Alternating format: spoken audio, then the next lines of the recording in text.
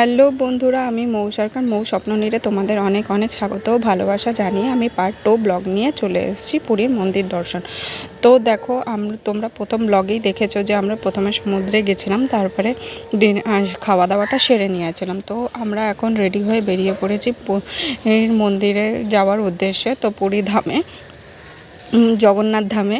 তো আমরা রেডি হয়ে সবাই মিলে বেরিয়ে পড়েছি। দেখো, আমি, আমার হাজব্যান্ড, শাশুড়ি, নন্দাই, আমার ছোটো মেয়ে।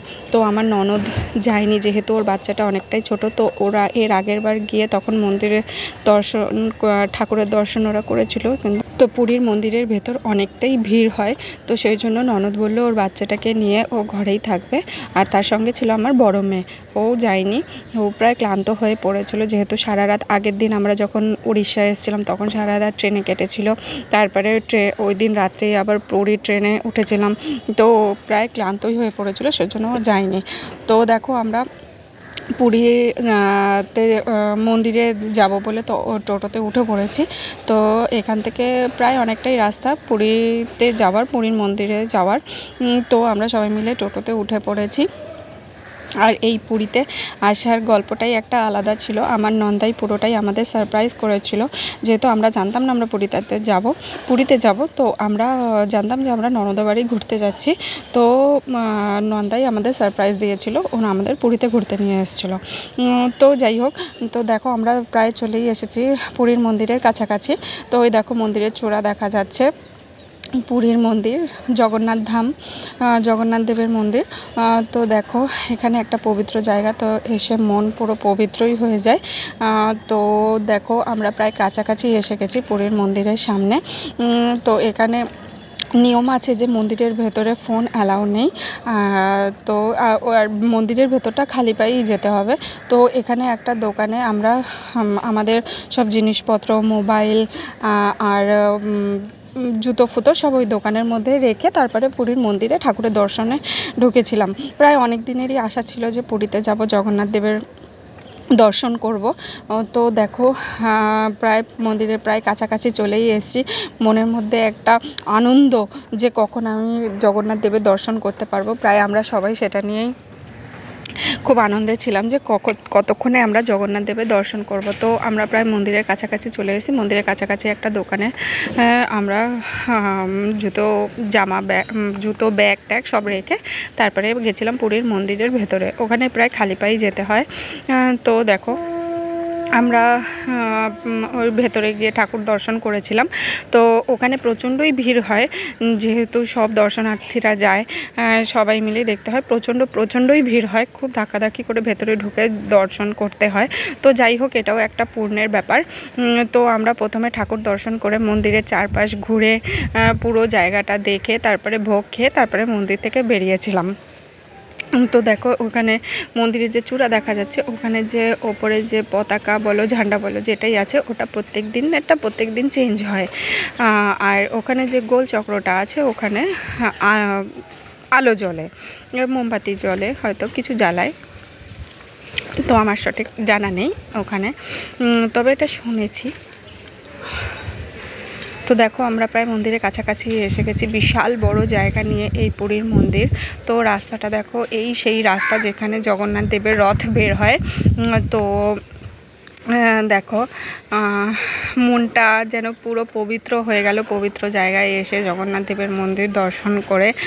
তো আরেকবারও মেনি থ্যাঙ্কস আমার নন্দাইকে এই জায়গাটায় পুরীর দর্শন করানোর জন্য।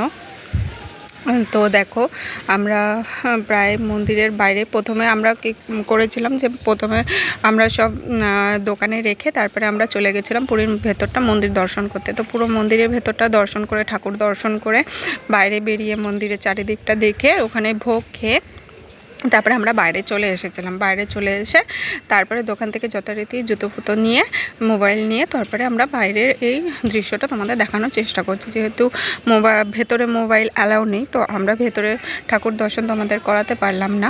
কিন্তু বাইরের এই মন্দির দেখো, চূড়াটা দেখা যাচ্ছে, তো বাইরেরটাই আমরা তোমাদের দেখানোর চেষ্টা করলাম। তো এখানে সবাই মিলে আমরা প্রায় অনেকক্ষণই ছিলাম, অনেকক্ষণই গল্পগুজব করছিলাম। তো চলো, আরও তোমাদের সাথে অনেক কিছু শেয়ার করব। তোমরা সঙ্গে থাকো আর দেখতে থাকো।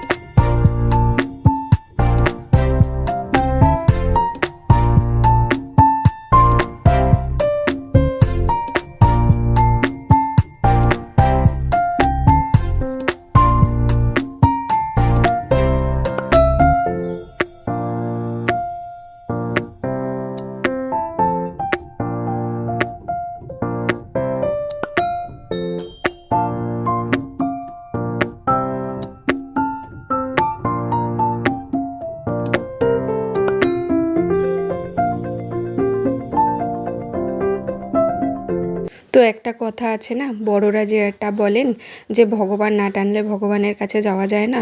হয়তো জগন্নাথ দেব আমাদের টেনেছিলেন, তাই তার দর্শনে আমরা যেতে পেরেছি, তাকে দেখতে পেরেছি, তার দর্শন করতে পেরেছি। দর্শন করে অনেকটাই পুণ্যি হয়তো অর্জন করতে পেরেছি, জানি না। তাও তো এখন আমরা চলে যাচ্ছি হোটেলের উদ্দেশ্যে। তো হোটেলে চলে যাব আমরা সবাই মিলে, তার জন্য টোটো ধরবো এখান থেকে, টোটোতে করে চলে যাব আমরা আমাদের হোটেলে। তো হোটেল থেকে সবাই মিলে আবার বেরোবো, ওখানে মেলা বসে পুরীতে, ওই মেলাতে চলে যাব। মেলাতে সবাই মিলে ঘুরতে যাব, ননদ সবাই মিলে। ননদরা তো বাড়িতে আছে, এখন হোটেলে রুমে আছে, তো সবাই মিলে একসাথে সেই মেলাতে যাব। তো দেখো এখন প্রায় বিকেল 5টার মতন বাজে। তো চলে যাব, গিয়ে আমরা তো রেডি আছি, শুধু ননদ রেডি হয়ে তারপর আমরা বেরিয়ে যাব মেলার উদ্দেশ্যে। তো সব কিছু তোমাদের সাথে শেয়ার করব, মেলার ব্লগও আসবে, তোমাদের কাছে দেখতে পাবে। তো যদি আমার ভিডিওটা ভালো লেগে থাকে তো সাবস্ক্রাইব করে দিও চ্যানেলটাকে, লাইক কমেন্ট আর শেয়ার করে দিও। আর যারা ফেসবুক পেজ থেকে দেখছো তারা ফলো করে দিও প্লিজ, একটা লাইক এবং কমেন্টও করে দিও। তো চলো আজকের মতন টাটা।